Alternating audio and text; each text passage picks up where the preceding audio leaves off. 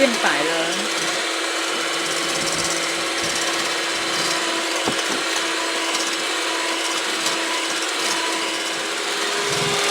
像这样子有点成型的样子，就可以放最后的糖了。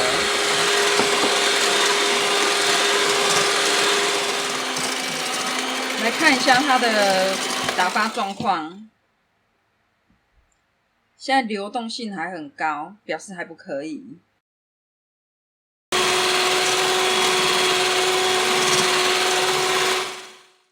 我们再来看一下打发的状况，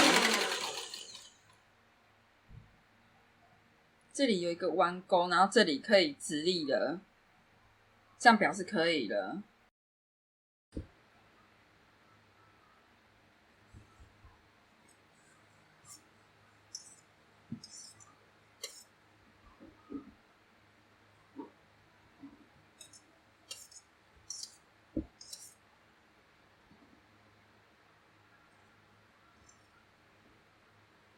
一点一点倒。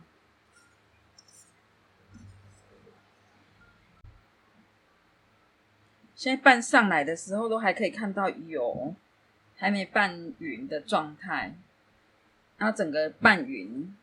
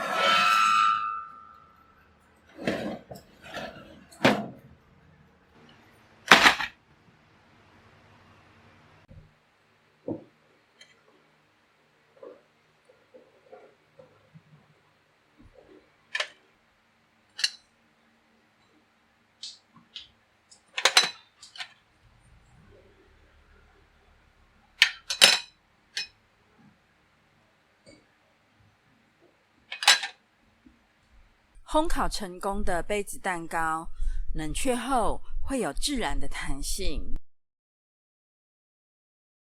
表面几乎不会塌陷，也会有许多因空气溢出所造成的孔洞。